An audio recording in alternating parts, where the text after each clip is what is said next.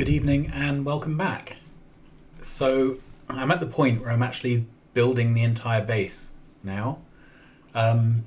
Since last time I've been putting in the last few areas for making the things I wasn't making already, and I've placed all the smelters down. So what we have up here is the steel array. That is 3 steel makers, which together make nearly a blue line of steel. And if we zoom in, so I start off pulling in a nearly full yellow belt. That gets merged with another to make a red, and that gets merged with another to make a blue.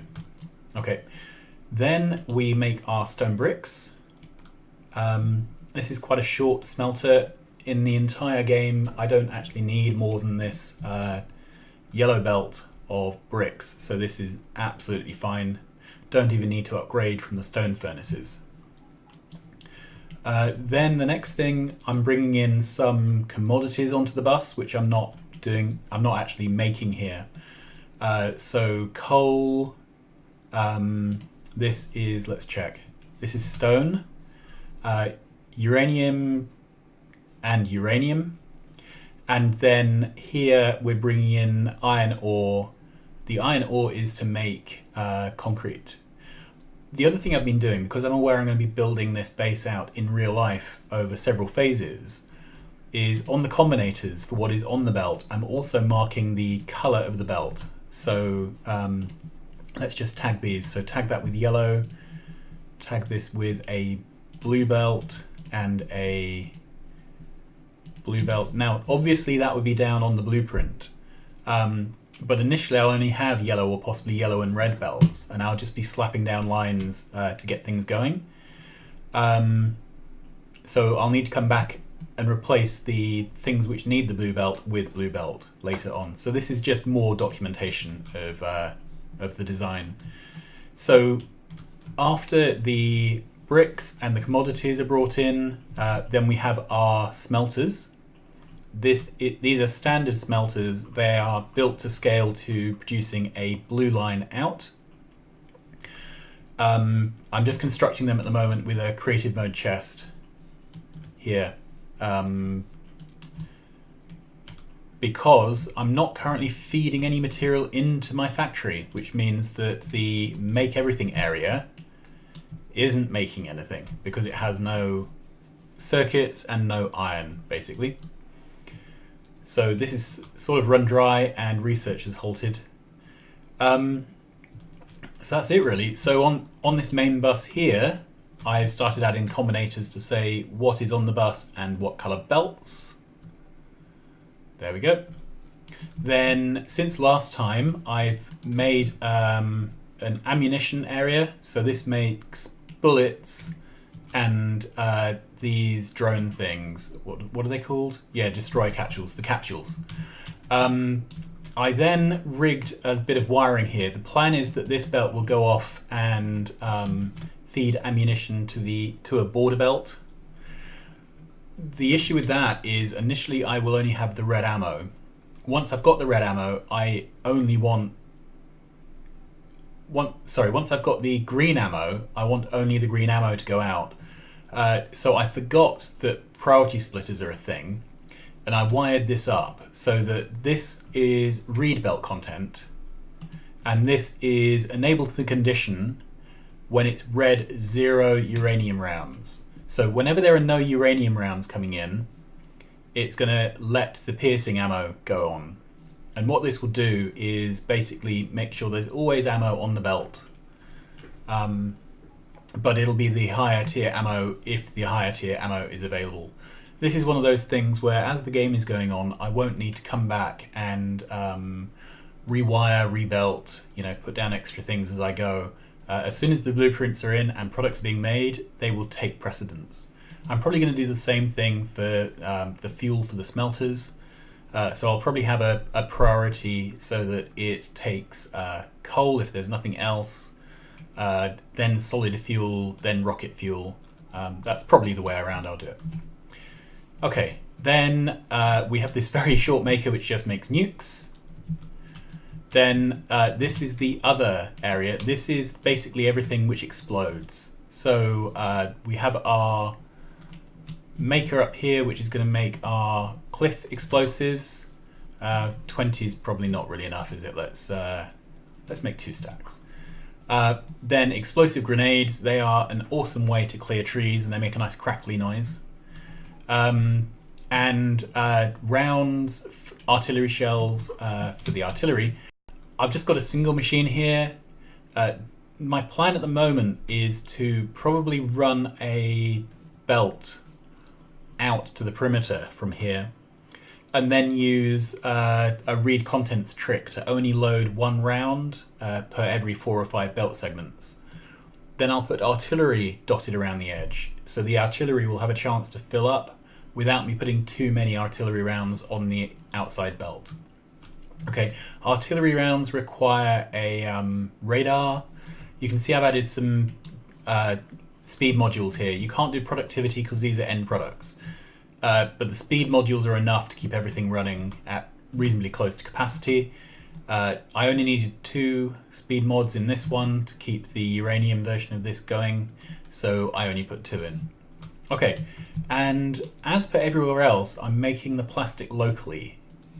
If you think your major consumer of plastic is your red circuits, my red circuit build is really big, and it would have taken 2 or 3 belts of plastic coming in just to keep that going.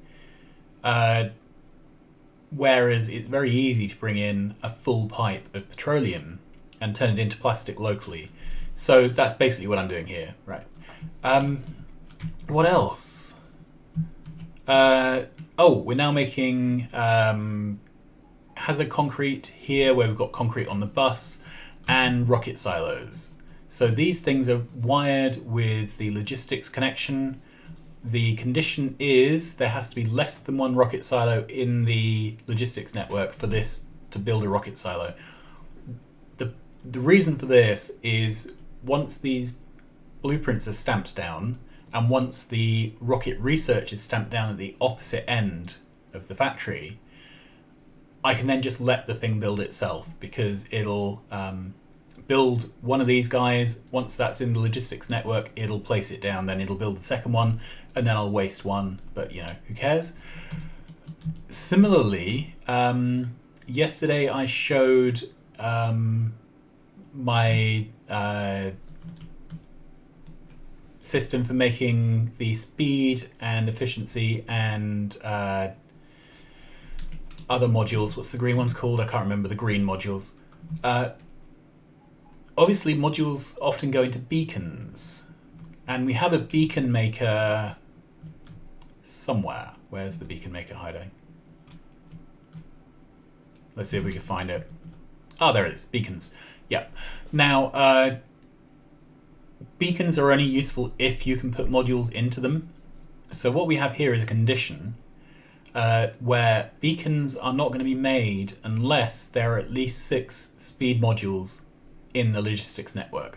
So basically, if there's no speed modules to put into beacons, the beacons won't be made, therefore the beacons won't be placed. So this should ensure that the beacons being placed are placed and then filled with speed modules pretty much as they are being placed. It's much better and much kinder on power usage to only place them as you can use them. So that's it, really. And it's another part of just trying to make sure that the thing works out of the box. Finally, I hadn't got walls, gates, or flamethrowers made before. So I added this extra row on the top of this make everything area to make your flamethrowers, walls, and gates. So that's it. We have landmines, I think, being made over... Yeah, they're an explodey thing, aren't they? So landmines here. So my plan is to build a perimeter with a line of landmines, then a wall, then turrets, then radar, then set slightly back artillery, with the turrets and artillery being belt fed. That should, I hope, do the job. So I'm looking at this. Let's look at it on the map. Right, so this autosave, thank you. This is quite a sizable build now. It's compact, but non-trivially sized. If you remember, the refinery is over on the east side and the smelters are on the west side. Probably I'm going to look at setting up a rail system so that there are rail depots for dropping off the ore to the west, and I'll probably set up railway for dropping off fluids, so basically petroleum and possibly water, to the east. So the west and the east rail should then pretty much... I'll probably then put in a perimeter rail, set back a little bit away from whatever wall I decide to have. And then the only other thing that needs sorting out is power. So I've got a feeling that this is going to take quite a few boiler arrays to keep running. I'll have to try that to find out what the total power draw of the base is and how many boiler arrays I really need. The other thing is you may have spotted that I'm using uranium here on the bus, and there is currently no uranium refining or harvesting or anything. Let's scoot up. So to keep track of that, these are the missing things. Oh, we've got concrete, that's good. Uranium refining, Covarex, making nuclear fuel, which was really nice for trains, the fuel cells for nuclear power stations, and the recycling for those fuel cells. So that's what's left to do. I'll probably set up a dedicated nuclear area.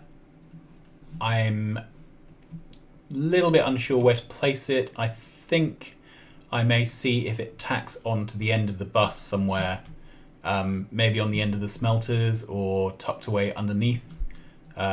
Maybe in this area here, I don't know, we'll see. So the other thing is I've made sure there's a single robot network and that there is complete construction coverage. I'm pretty much bracketing these smelters with drone ports. This is on purpose. I'm planning to do the absolutely minimum build to get the base bootstrapped to construction bots. Then I would really like the construction bots to take over and build the whole of the rest of the base for me. So it will then be a game at that point of making sure that I've got enough mining coming in to keep the bots fed so that the bots can build the rest of the base. And then go around myself manually upgrading the belts I manually placed with the correct tier belt. Anyway, that's it. So that's my tour of today. There probably won't be a video for another few days. I'm doing some real work for a couple of days. Oh, one last thing. Obviously, if I'm going to put a fluid station out to the right-hand side, sulfuric acid will have to come out here because that's going to have to go off to wherever we are getting our uranium from. So we'll get uranium ore coming in on the west side, we'll have sulfuric acid going out on the east side. Right, well that really is it. So have a great evening. I'm one step closer to being able to play this base. I'm sure I'm going to discover when I do it in real life that it is completely unworkable and hideously over-engineered, but it'll be fun finding out. Okay, bye-bye.